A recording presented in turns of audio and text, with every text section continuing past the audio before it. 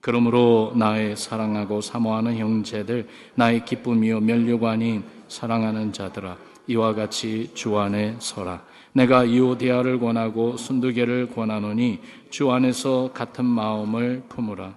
또 참으로 나와 멍에를 같이 한 내게 구하노니 복음에 나와 함께 힘쓰던 저 여인들을 돕고 또한 글레멘드와 그 외에 나의 동역자들을 도우라. 그 이름들이 생명책에 있느니라.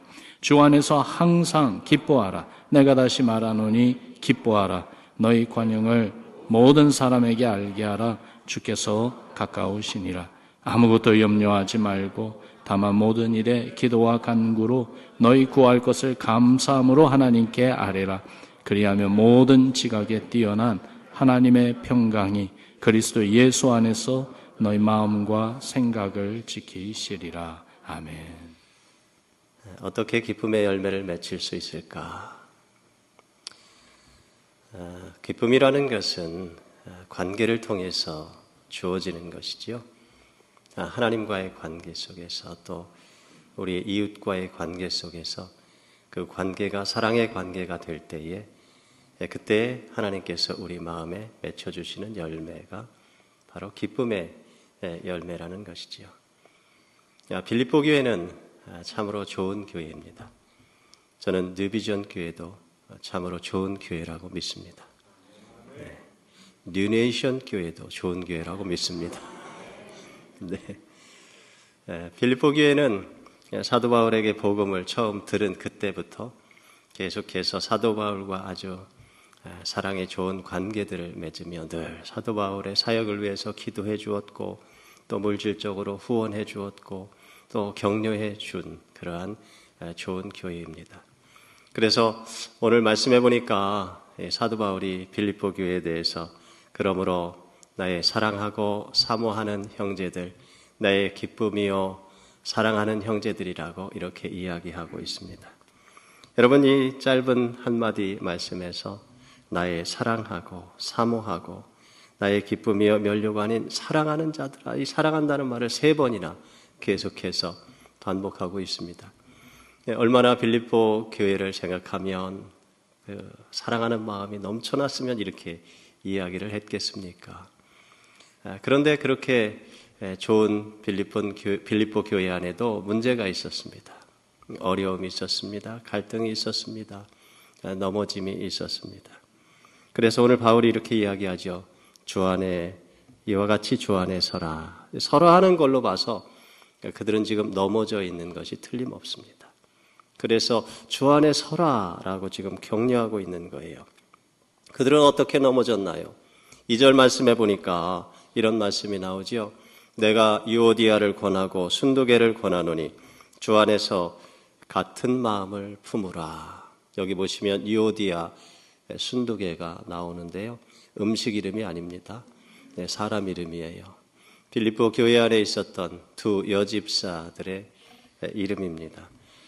이 사람들은 정말 믿음이 좋은 사람들입니다. 교회를 충성스럽게 섬겼던 사람들이지요.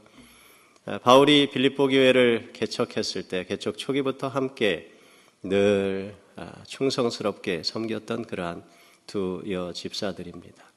그런데 바울이 빌립보 교회를 떠난 이후에 어찌된 일인지 두 사람 사이에 갈등이 생겼습니다.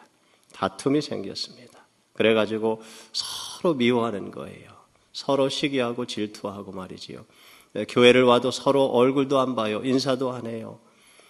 서로 만나기만 하면 그냥 서로 잡아먹을 듯이 서로 헐뜯고 비난하고 조롱하고 피아냥거리고 그러는 거예요. 이름이 유오디아가 뭐냐? 차라리 유부초밥이라 그래라. 그러니까 말이지요. 다른 사람이 또 뭐라 그래요? 야, 너는 뭐 그렇게 잘났냐? 순두개가 뭐냐? 순두부가 차라리 낫겠다. 사람이 물러 터져가지고 말이지. 그러면서 서로 비난하는 거예요. 그러니까 행복하지가 않은 거예요. 그죠? 교회 오면 좀 행복해야 되는데 서로 막 얼굴만 보면 그냥 서로 감정이 격해지고 서로 미워하는 감정이 싹을 트고. 근데 이게 둘이만 서로 싸우고 말면 다행인데 교회 가운데에서 자꾸만 자기 편을 들어달라고 그러면서 서로 무리를 짓기 시작하고 그러면서 서로 교회가 심각한 갈등과 분열 가운데 놓이기 시작했습니다. 그러니까 교회가요 행복하지가 않은 겁니다. 기쁘지가 않은 거예요. 교회 전체가 말이죠 이러한 큰 어려움 가운데 빠졌습니다. 바울은 빌립보 교회를 생각할 때에 그러한 소식을 듣고 마음이 너무 아팠어요.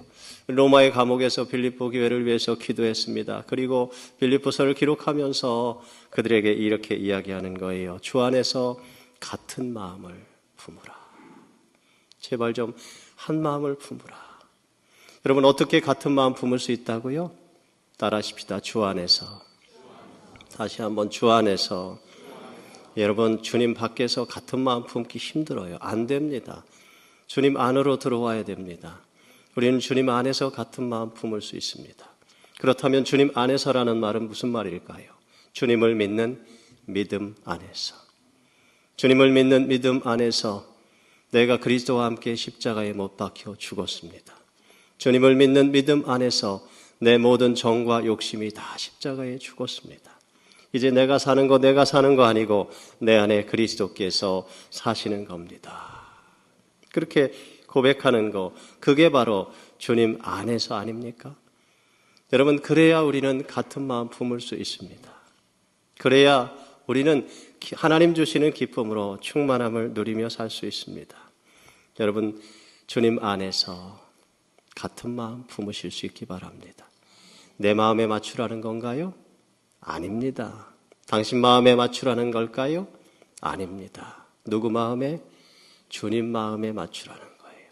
나도 주님 마음에 맞추고 당신도 주님 마음에 맞추면 그러면 우리 마음 같아질 수 있고 그러면 우리 같이 화해할 수 있고 그러면 우리 같이 일어날 수 있다 이야기하는 거지요. 그래서 빌립보서 2장에 보면 사도 바울이 그렇게 이야기하지요. 같이 한번 읽을까요? 자, 시작. 너희 안에 이 마음을 품으라. 곧 그리스도 예수의 마음이니. 누구 마음이요? 예수님 마음, 예수님 마음. 예, 맞아요. 내 마음은 죽었습니다.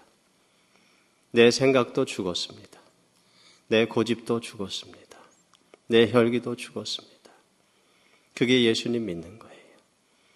예수님 마음 품고 살라 그렇게 이야기하고 있습니다. 그러면 다시 일어날 수 있습니다. 그러면요 다시 회복될 수 있습니다. 그러면 다시 같이 일어날 수 있습니다. 예수님 마음 어떤 마음이에요? 낮은 마음이잖아요. 그죠? 겸손한 마음이잖아요. 예수님 마음은요 종의 마음입니다. 예수님은요 창조주 하나님이 되십니다. 만왕의 왕이 되십니다. 만주의 주가 되십니다. 그런데 그 하나님께서 낮고 낮은 이 땅에 내려오셔서 제자들 발 앞에 무릎을 꿇고 그들의 더러운 발을 씻겨 주셨습니다. 그리고 우리의 모든 죄를 십자가에서 다 씻어 주셨습니다. 예수님께서 그런 말씀하셨죠. 내가 주와 또는 선생이 되어 너희 발을 씻겼으니 너희도 서로 씻기는 것이 옳으니라. 내가 너희에게 행한 것 같이 너희도 행하게 하려 하여 본을 보였노라. 우리도 예수님처럼 살으래요. 그죠? 그게 예수님 믿는 거래요. 그게 예수님 따르는 거랍니다. 그게 예수님의 제자라고 말씀하고 있습니다. 서로 발을 씻겨주랍니다. 그 발이 더럽다고, 지저분하다고, 냄새난다고, 흠이 많다고, 상처가 많다고 거절하지 말랍니다. 그 발을 품어주랍니다. 그 발을 안아주랍니다. 그 발을 씻어주랍니다.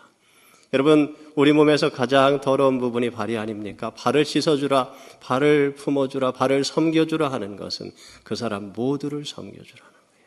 그 사람의 전부를 섬겨주라는 거예요. 그 사람의 전부를 받아주라는 거예요. 그 사람의 전부를 그대로 용납해 주라 하심입니다. 여러분, 우리는요, 그 마음 품으면요, 웬만해서 시험에 안 듭니다. 그렇죠?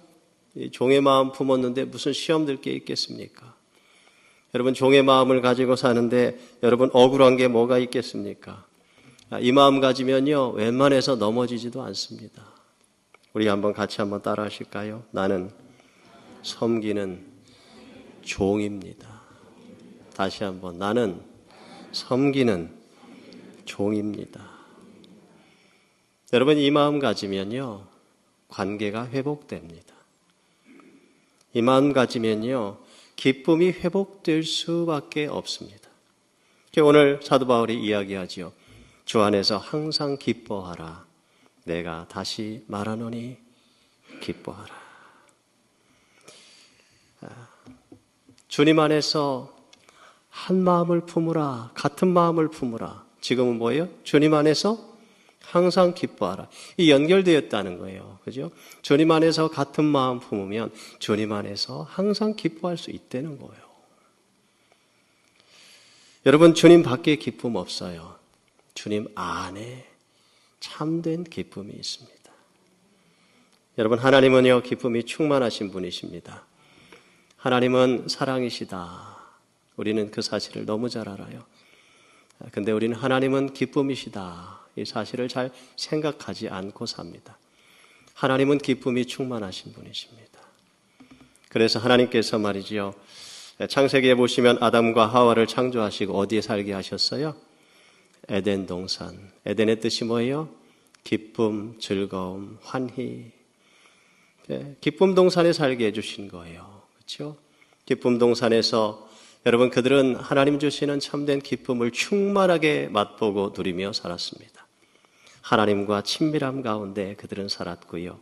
그리고 아담과 하와가 서로 사랑하며 서로 화목한 관계 가운데 있었기 때문에 그 에덴 동산이 기쁨의 동산이 되었습니다. 그런데 어땠어요? 사단의 유혹으로 말미암아 그들이 죄를 저질렀을 때 관계가 깨어졌습니다. 하나님과의 관계가 깨어졌습니다. 아담과 하와가 서로 갈등이 생기기 시작했고 서로 비난하기 시작했고 서로 관계가 깨어지기 시작했습니다. 그러자 그들이 기쁨을 잃어버리기 시작했습니다. 어디서 쫓겨났어요? 기쁨 동산에서 쫓겨났습니다. 에덴 동산에서 쫓겨났습니다.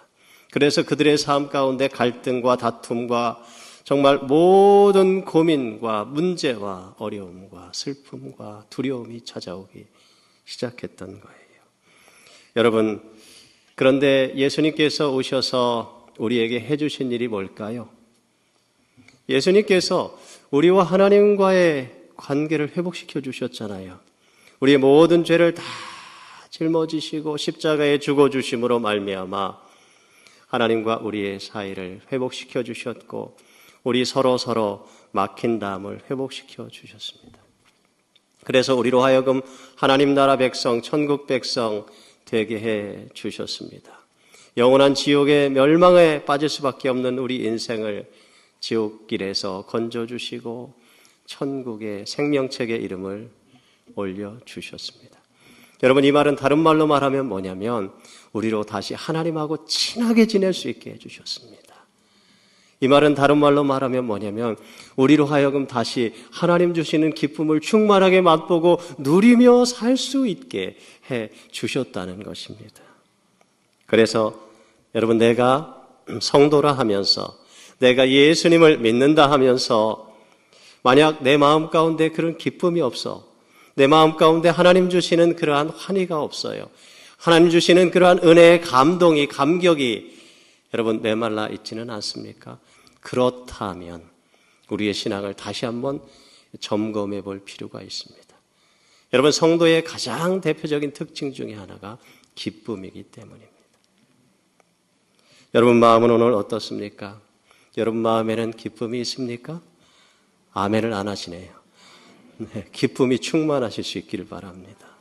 날마다 하나님 주시는 기쁨이 넘쳐나실 수 있기를 바랍니다. 그런데 기쁨이 없어요. 그냥 삶이 각박하고 메마르고 입만 열면 불평이 나오고 원망이 나오고 마음 가운데는 늘 불안과 두려움과 염려에 사로잡혀 있다면 여러분의 신앙은 병들어 있는 것이 틀림없습니다. 다시 한번 우리의 신앙을 점검해 볼 필요가 있습니다. 그 원인이 무엇이 되었든지 간에 우리는 지금 하나님과 관계가 멀어져 있다는 증거입니다. 하나님과 친하지 않다는 그러한 증거입니다. 여러분, 사람은요, 기뻐하는 사람하고 같이 있으면 같이 기뻐집니다. 그죠? 매일 불평하고 원망하고 짜증내고 그러는 사람하고 여러분 같이 있어 보십시오. 같이 짜증납니다. 같이 불평이 생기고 같이 원망이 생기고 막 그렇습니다. 제가 전에 그런 경험을 한 적이 있어요. 제가 목회를 25년째 하고 있는데 한 번은 이렇게 교회 안에 여러 이렇게 목장들이 있는데 어느 목장의 사람들은요 항상 웃어요. 항상 기뻐요. 항상 행복해. 교회 안에서 만나면 늘 환한 얼굴로 이렇게 미소를 지으면서 서로 인사하고 목회자에게도 인사를 나눠주고 저 사람들은 참 행복하게 신앙생활을 하는구나. 근데 어떤 목장의 사람들 보면요 항상 얼굴이 찡그러져 있어요. 항상 불만이고 항상 뭐 이렇게 못마땅하고 뭐 이렇게 어렵고 이상하다. 근데 항상 그래요. 그게 안 변해. 이상해. 그래서 왜 그럴까 생각을 해보는데 그 분위기가 그런 거예요. 기뻐하는 사람들하고 있으면 거기 들어가면요 사람들이 기쁘게 변해요. 제가 이걸 바꿔봤거든요. 기쁜 그룹 안에 여기서 하나 빼가지고 여기다 넣어보니까 이 사람이 나중에 변하더라고. 이 사람이요 항상 또 웃는 사람이 되고요, 기뻐하는 사람이 되고요, 그 입술에서 불평 불만이 사라지고요, 원망이 사라지고요.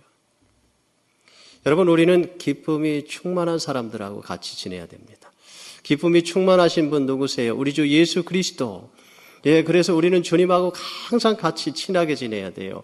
항상 주님 말씀 듣고 주님과 교제하며 주님과 가까이하며 주님과 대화하며 지내야 돼요. 그래야 우리 주님과 친하니까 주님 주시는 기쁨이 우리 안에 충만하게 임하게 되는 거예요. 여러분, 그래서 사도 바울이 이야기하는 거예요. 주 안에서 항상 기뻐하라. 내가 다시 말하노니 기뻐하라. 바울이 지금 너무 기쁘니까 이야기하는 거예요. 자기는 너무 기뻐서 어쩔 줄을 모르겠다는 거죠. 여러분, 로마의 감옥에 갇혀 있는데 뭐 그렇게 기쁜 일이 그렇게 많겠습니까? 그렇죠? 사실 언제 재판받고 언제 죽을지도 모르는 그러한 상황 아닙니까? 그런데 지금 그는 기뻐하고 있다니까요. 항상 기뻐하고 있다니까요. 어떻게 그게 가능하다고요? 주님 안에서. 내가 주님하고 같이 있으니까. 내가 주님하고 지금 친하게 지내고 있으니까, 내가 주님하고 계속 교통하고 있으니까, 그것이 어디 있든지, 내가 감옥 안에 있든지 어디 있든지 상관없는 거예요. 그냥 하나님 주시는 기쁨이 내 안에 부어져서 감당할 수 없는 기쁨으로 지금 편지를 쓰고 있는 거예요. 빌립보 성도들에게 주 안에서 항상 기뻐하라. 내가 다시 말하노니 기뻐하라.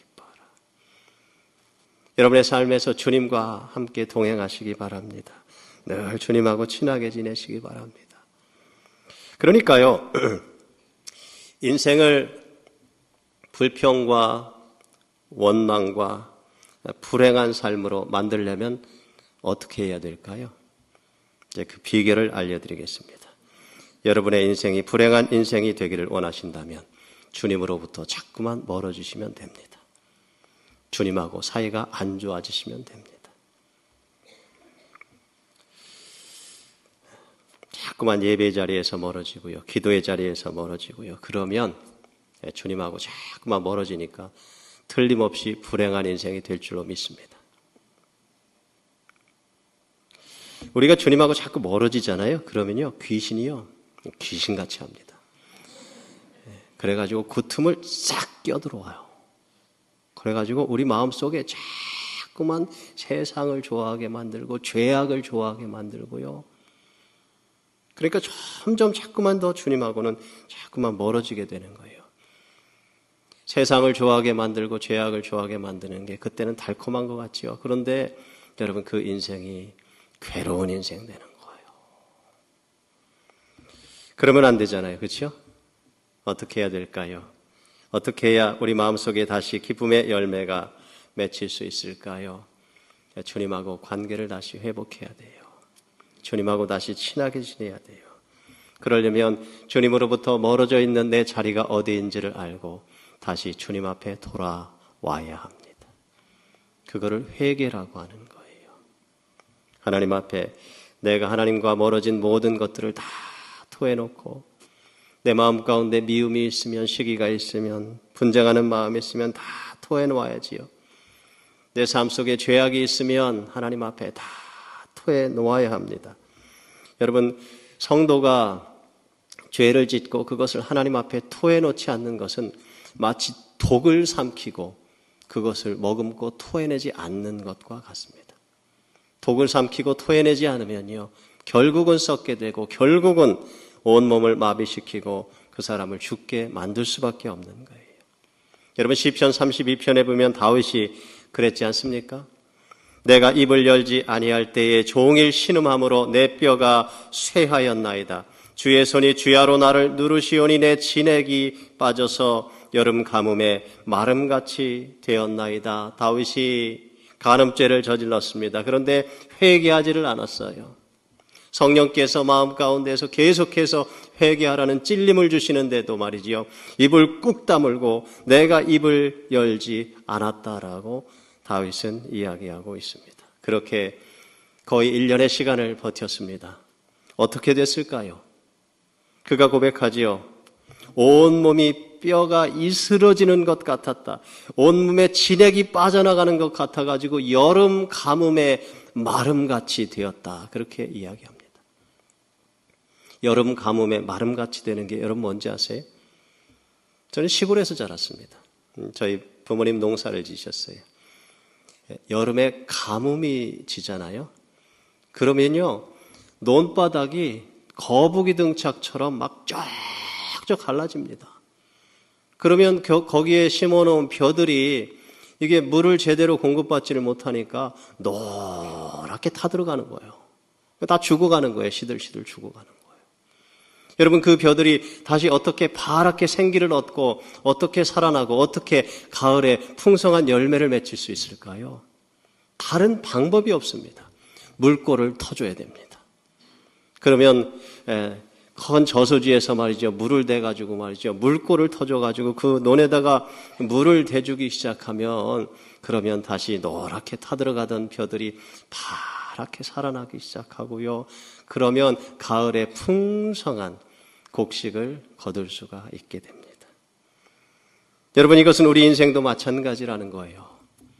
우리 인생이 죄악으로 인해서 하나님과의 관계가 막히기 시작하면, 하나님부터 멀어지기 시작하면 말이죠, 하나님의 은혜가 우리의 삶 속에 흘러 들어오지를 않아요. 성령님 부어주시는 성령의 은혜가, 성령의 능력이 우리 삶 속에 흘러 들어오지를 않는 거예요. 그러니까 죽을 맛이지요. 영혼이 시들 죽어가는 것 같고, 그죠? 살아도 산 것 같지 않고, 그러니까 피곤한 거예요. 살맛이 안 나는 거예요. 기쁘지 않은 거예요. 행복하지가 않은 거예요. 여러분, 다윗이 그랬지요. 다윗이 말이죠, 이 죄악을 토해놓아야 되는데 이것을 토해놓지 않고 버티다가 나단 선지자가 와서 그 죄악을 지적하니까 어땠어요? 하나님 앞에 나가서 죄악을 토해놓지 않습니까? 다 죄악을 토하고 회개했어요. 그 후에 다윗이 이렇게 말합니다. 너희 의인들아, 여호와를 기뻐하며 즐거워할지어다. 마음이 정직한 너희들아, 다 즐거이 외칠지어다. 죄를 회개했더니, 죄를 토해 놓았더니, 그랬더니 이제 살겠는 거예요.